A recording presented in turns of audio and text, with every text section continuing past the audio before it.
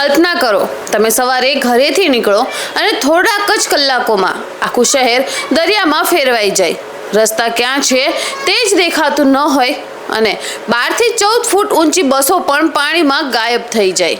આ કોઈ ફિલ્મનું દ્રશ્ય નથી, પરંતુ ભારતના એક રાજ્યમાં ખરેખર આવી સ્થિતિ સર્જાઈ છે. આખરે એવો તો કેવો વરસાદ પડ્યો કે આખા શહેરની જિંદગી થભી ગઈ.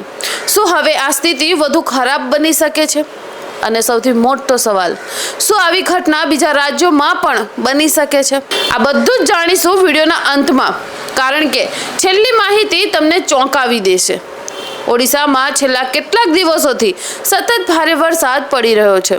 અનેક શહેરોમાં રસ્તાઓ નદીઓમાં ફેરવાઈ ગયા છે, ઘરોમાં પાણી ઘૂસી ગયું છે અને સામાન્ય જનજીવન લગભગ ઠપ થઈ ગયું છે. સોશિયલ મીડિયા પર જે દ્રશ્યો વાયરલ થઈ રહ્યા છે તેમાં અનેક વાહનો પાણીમાં ફસાયેલા જોવા મળે છે. સૌથી વધુ ચર્ચામાં રહેલું દ્રશ્ય એ છે કે જેમાં એક બસનો મોટો ભાગ પાણીમાં ગરકાવ થઈ ગયેલો જોવા મળે છે. આ દ્રશ્ય જોઈને લોકો એક સવાલ પૂછે છે, જો બસ ડૂબી શકે તો સામાન્ય લોકોની સ્થિતિ કેવી હશે? હવે સવાલ થાય છે કે આટલો ભારે વરસાદ અચાનક કેમ પડ્યો? હવામાન વિભાગના જણાવ્યા મુજબ બંગાળની ખાડીમાં બનેલી મજબૂત સિસ્ટમના કારણે ઓડિશાના અનેક વિસ્તારોમાં સતત ભારે વરસાદ નોંધાયો, જ્યાં થોડા કલાકોમાં જ એટલો વરસાદ પડ્યો કે શહેરની ડ્રેનેજ સિસ્ટમ પણ નિષ્ફળ થઈ ગઈ. પાણી બહાર નીકળે તે પહેલાં જ વધુ વરસાદ શરૂ થઈ ગયો અને પછી રસ્તા, બજારો અને શાળાઓ અને અનેક વિસ્તારો પાણીમાં ગરકાવ થઈ ગયા.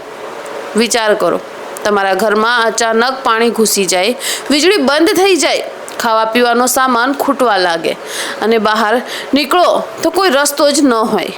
ઓડિશાના અનેક લોકો માટે હાલ આવી સ્થિતિ બની ગઈ છે. ઘણા વિસ્તારોમાં લોકો સુરક્ષિત સ્થળે જવા મજબૂર બન્યા. કેટલાક રસ્તાઓ સંપૂર્ણ બંધ થઈ ગયા અને અનેક જગ્યાએ વાહન વ્યવહાર પણ અટકી ગયા. જો કે સ્થાનિક પ્રશાસન અને બચાવ ટીમો સતત લોકોની મદદ કરી રહ્યા છે. પરંતુ હવે સૌથી મોટો સવાલ એ છે, શું આ સ્થિતિ હજુ વધુ ગંભીર બની શકે છે? હવામાન વિભાગ સતત પરિસ્થિતિ પર નજર રાખી રહ્યું છે. જ્યાં જરૂર હોય ત્યાં એલર્ટ પણ જાહેર કરવામાં આવ્યા છે. લોકોને બિનજરૂરી બહાર ન નીકળવાની સલાહ આપવામાં આવી રહી છે. પરંતુ દરેક વિડીયો ક્યારે અને ક્યાંનો છે તેની ખાતરી કર્યા વગર શેર કરવો યોગ્ય નથી. તેથી માત્ર વિશ્વસનીય માહિતી પર જ વિશ્વાસ કરવો જોઈએ. કુદરત જ્યારે પોતાનું રૌદ્રરૂપ સ્વરૂપ બતાવે છે ત્યારે સૌથી મજબૂત શહેર પણ લાચાર બની જાય છે.